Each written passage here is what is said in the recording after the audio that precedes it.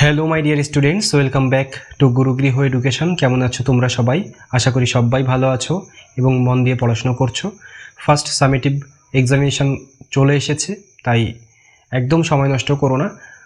আজকে class 9-এর first summative এক্সামিনেশানে যে paragraph writing আসে, যে প্যারাগ্রাফ রাইটিংটা আসে অর্থাৎ প্রিপারেশান, কোনো একটা কিছু আমরা কিভাবে তৈরি করবো, হাউ টু প্রিপেয়ার সামথিং, এটা আসে। তো এই ক্ষেত্রে আমরা আজকে একটা প্যারাগ্রাফ দেখব যে how to prepare fruit juice, একটা ফলের রস কিভাবে তৈরি করা হয়। তো আমরা দেখি কোশ্চেনটা কি আছে।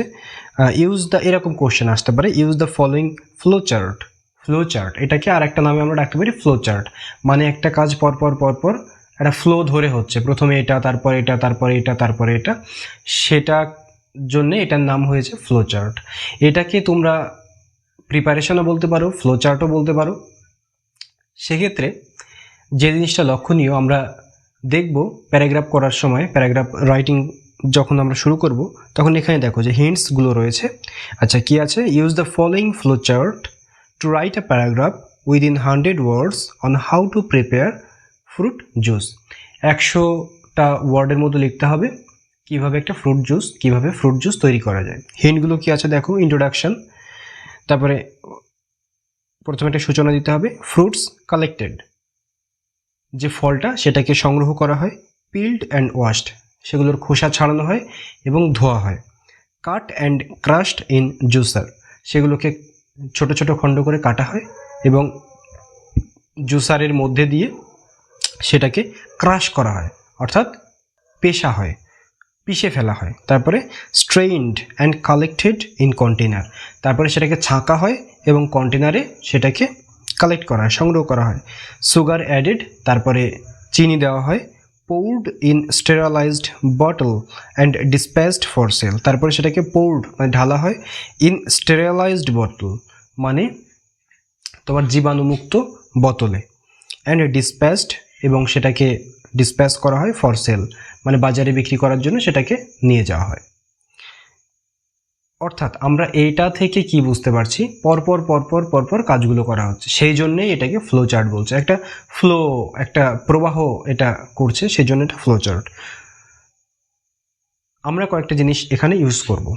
এই যে কাজগুলো রয়েছে এগুলো আমরা পরপর লিখব এবং যে জিনিসটা ইউজ করব সেটা হলো ফার্স্টলি, দেন, আফটার দ্যাট, এই সমস্ত ওয়ার্ডগুলো আমরা ইউজ করব। ফাইনালি, লাস্টে আমরা ফাইনালি, এরকম ওয়ার্ডগুলো ইউজ করব। অর্থাৎ এগুলো একটা টাইম নির্দেশ করছে যে এটা করলাম, তারপরে এটা করলাম, তারপরে এটা করলাম। সো চলো আমরা এবার দেখি প্যারাগ্রাফটা আমরা কীভাবে লিখতে পারি। দেখো, প্যারাগ্রাফের আমরা একটা টাইটেল দিয়ে দিলাম, প্রিপারেশন অফ ফ্রুট জুস তৈরি। এবার প্রথমে হিন্টে আছে, দেখো আমরা হিন্ট এবং প্যারাগ্রাফটা একসঙ্গে চলবো সমান্তরালভাবে। ইন্ট্রোডাকশান রয়েছে, ইন্ট্রোডাকশন তাহলে আমরা কি লিখছি? Fruit juice is a delicious drink that রিফ্রেশেস us in summer. Fruit juice এমন একটা সুস্বাদু পানীয় যেটা কিনা গ্রীষ্মের সময় আমাদের সতেজ রাখে, রিফ্রেশ রাখে। ইট ক্যান বি প্রিপেয়ার্ড, এটাকে তৈরি করা যেতে পারে ইন দ্য ফলোয়িং ওয়েজ, এটাকে এই নিম্নলিখিত উপায়ে এটাকে তৈরি করা যেতে পারে। এবার দেখো কি রয়েছে, ফ্রুট কালেক্টেড, তাহলে এটা দিয়ে আমরা কি সেন্টেন্স লিখব? অ্যাট ফার্স্ট, প্রথমে, fruits are bought from the market in sufficient quantity, প্রথমে আমাদের ফলগুলো বাজার থেকে কিনতে হবে একটা পর্যাপ্ত পরিমাণে, মানে দু একটা ফলে তো আর জুস হবে না, যে পরিমাণ ফলে জুস হবে সেই পরিমাণে একটা পর্যাপ্ত পরিমাণে ফল আমাদের মার্কেট থেকে কিনতে হবে। দেন, এ দেখো এরপর একটা ওয়ার্ড দিয়েছে দেন, তারপর the skins of the fruits are properly peeled off, যে খোসা রয়েছে ফ্রুটের, ফলের যে খোসা রয়েছে সেটা খুব সুন্দরভাবে, প্রপারলি পিলড অফ মানে সেটাকে সুন্দরভাবে খোসাটা ছাড়াতে হবে। অ্যান্ড ডিউলি ওয়াশড, এবং সেটাকে খুব সুন্দর করে ধুতে হবে। দেখো এখানে রয়েছে পিলড অ্যান্ড ওয়াশড। তারপরে কি রয়েছে হিন্টে, cut and crushed in juicer, তাহলে আমরা কি লিখবো এবার? নেক্সট, তারপরে the fruits are cut into pieces, ফলগুলোকে আমরা ছোট ছোট করে খণ্ড খণ্ড করে কাটবো। অ্যান্ড পোর্ড, এবং ঢালবো ইনটু আ জুসার, একটা জুসারের মধ্যে সেই কাটা অংশগুলো ঢালবো।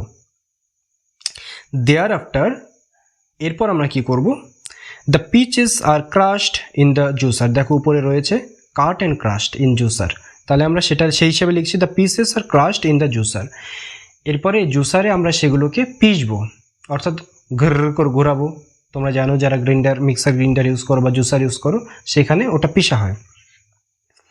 এরপরে দেখো কি রয়েছে, স্ট্রেইনড অ্যান্ড কালেক্টেড ইন কন্টেইনার, এটা হিন্টসে রয়েছে, তাহলে সেই হিসেবে আমরা কি দিচ্ছি,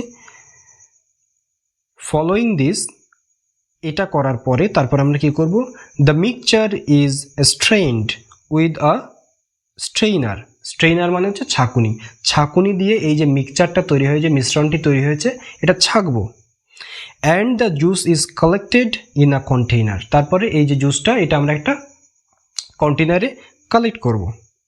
দেন, এই দেখো তারপর রয়েছে দেন, তারপর কি করব, sugar are added proportionately to make the mixture tasty, প্রয়োজন অনুসারে, অনুপাত অনুসারে, মানে যেমন আমার মিশ্রণটা থাকবে ঠিক সেই অনুপাতে আমাদের চিনিটা দিতে হবে সেটাকে সুস্বাদু করার জন্যে।